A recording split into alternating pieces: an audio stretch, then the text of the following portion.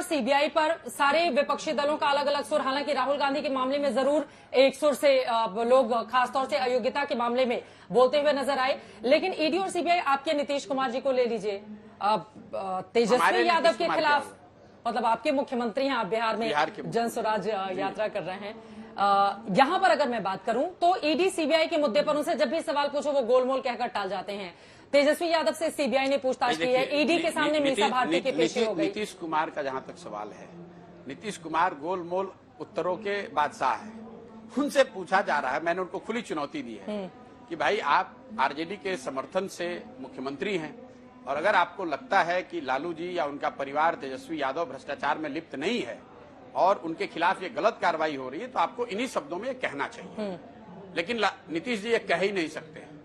आपको आपके कैमरे पर ये चुनौती दे रहा हूं, बोल रहा हूं, नीतीश जी ये कह ही नहीं सकते हैं। क्यों नहीं कह सकते हैं? वो नहीं कह सकते, मैं जानता हूं नीतीश कुमार कोई वजह होगी। अरे भाई पूरे जीवन तो वो यही कह के चुनाव लड़े हैं, यही कह के जीते हैं कि लालू जी और उनका परिवार भ्रष्टाचार में लिप्त रहा है।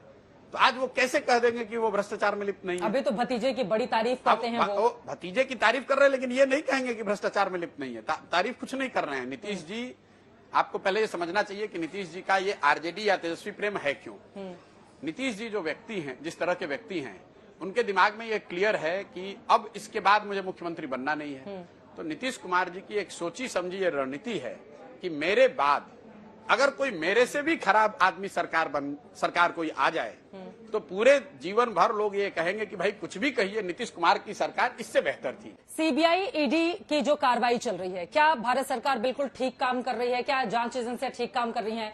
कम से कम जिन लोगों की ओर से भ्रष्टाचार किया गया है वो देश के सामने आए, उनके खिलाफ जांच चल रही है। मुझे ऐसा लगता है कि लोगों को, जो मैं लोगों की बात कर रहा हूँ, लोगों को इससे दिक्कत नहीं है कि किसके खिलाफ रेड हो रहा है, जब तक ये समान रूप पर सब पर लागू हो। लोगों को दिक्कत तब होती है जब वही व्यक्ति भाजपा में चला जाता है और उस पर वो रेड रुक जाता है या कार्रवाई रुक जाती है।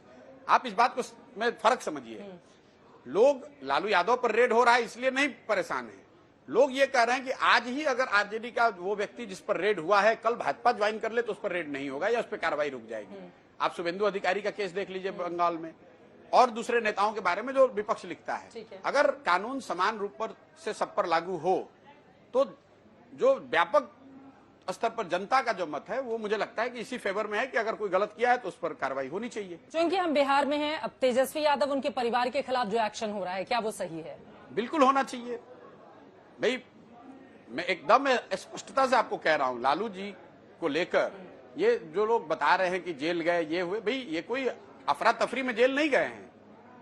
20 साल 25 साल बाजाबता ट्रायल चला है, कोर्ट ने उनको दोषी पाया है, हर स्तर पर न्यायिक स्तर पर उन लोगों ने प्रयास किया है और हर स्तर पर न्याय व्यवस्था ने इस देश के पाया है कि आपकी गलती है। तो आपको, अगर आपने गलती की है, अगर मैं कल गलती करूंगा तो मुझे भी सजा भुगतनी पड़ेगी। लेकिन नीतीश कुमार जी नहीं बोलेंगे, चुप रहेंगे। अरे मैं आपको भ्रष्टाचार के मुद्दे पर एक वक्त पे वो अलग हो गए थे।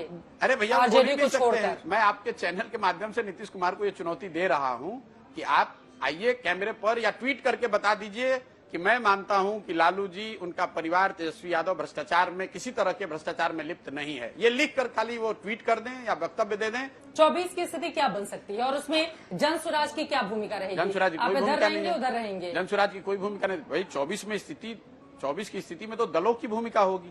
जन स्वराज तो कोई दल है नहीं। अब दल बन जाएगी। अगर दल बन जाएगा तो समय आपकी भूमिका दिखेगी। लोगों से बातचीत कर रहे हैं, राय ले रहे हैं, लोगों ने आपको सलाह भी दिया है। हम तो इतने धीरे चलने वाले आदमी हैं कि आप देख रही है कि 6 महीने से मैं चल रहा हूँ और बिहार में 40-38 जिले हैं और मैं 5वें जिले में ही हूँ। इसको करने में मुझे साल लगेगा, 2 साल लगेगा, मुझे खुद नहीं पता है। तो मैं कैसे कह सकता हूँ कि कब, जब तक पदयात्रा खत्म नहीं होगी तब तक तो कोई दल बनेगा। जाति की राजनीति से घिरे हुए बिहार में अपने लिए कहाँ पर जगह देख रहे हैं आप? देखिए, कहीं ऐसा ना हो कितनी मेहनत करें, सारा पसीना धूप ये और सब कुछ आपका। अब मेरे मेहनत से ज्यादा चिंता मीडिया में बैठे हुए मित्रों को हो रही है। आपको लग रहा है कि यहाँ जाति के आधार पर ही चुनाव होता है। ये बिहार के, सुनिए मैं आपको बता देता हूँ, बिहार के प्रति या जनरली बिहार जैसे राज्यों के प्रति जो पूर्वाग्रह है ये दिखाता है। मैं आपको 1 मिनट में बता दे रहा हूँ। 2014 में यहाँ पर सबसे बड़ा दल भाजपा था लोकसभा के चुनाव में। 2019 में आपने बताया कि 40 में से 39 सीटें मोदी जी के नेतृत्व को मिली है। तो मोदी जी के जाति के कितने लोग बिहार में रहते हैं? लेकिन आप लोग आंध्रा में, तमिलनाडु में, गुजरात में अगर जात पर वोट पड़ रहा है तो आप लोग बात नहीं कीजिएगा, और बिहार के बारे में कहिएगा कि बिहार में तो सब कुछ जाति में ही हो रहा है। बिहार के लोगों को तो कोई अकल है नहीं, बिहार के लोगों को कोई समझदारी नहीं है, बिहार के लोगों की कोई समझ नहीं है।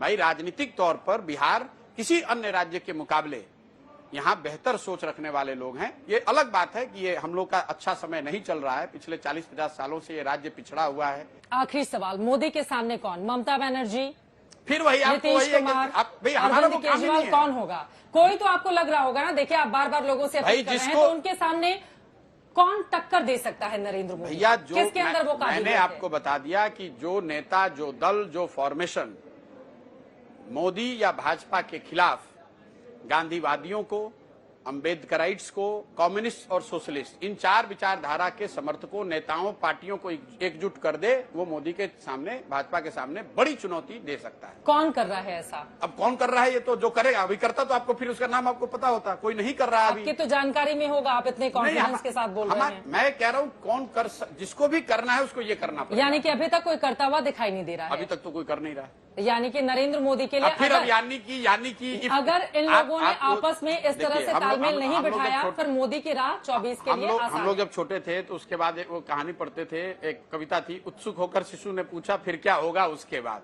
तो आपने एक तय किया हुआ है कि मुझे इनसे कहलवाना है कि मोदी के सामने कोई नहीं, ये आपका हेडलाइन बनेगा। अब आप उसको मेरे मुंह में डलवाना चाह रहे हैं। मैं आपको कह रहा हूं कि भाई उनको कैसे हराया जा सकता है, उस मेरी समझ से इस तरीके से हराया जा सकता है, इस तरह से चुनौती दी जा सकती है। आपकी उसमें कोई दिलचस्पी नहीं है। ऐसे हराया जा सकता है, लेकिन अभी क्योंकि वो हेडलाइन हराने नहीं है। के लिए कोई तैयारी उस तरह से करता हुआ नजर नहीं आ रहा। स्वाभाविक है, अगर तैयारी होती तो आपको मेरे से पूछना थोड़ी ना पड़ता, वो दिखता आपको चेहरा सामने। ठीक है, बहुत शुक्रिया प्रशांत किशोर जी, बहुत आज तक से जुड़ने के लिए और बेबाकी से अपनी बात रखने के लिए। अब जन स्वराज यात्रा के जरिए जनता का खुद के लिए कितना समर्थन प्रशांत किशोर को मिलता है, ये देखना रहेगा दिलचस्प। अभी के लिए दीजिए इजाजत। आज तक HD, सबसे तेज, सबसे ज्यादा।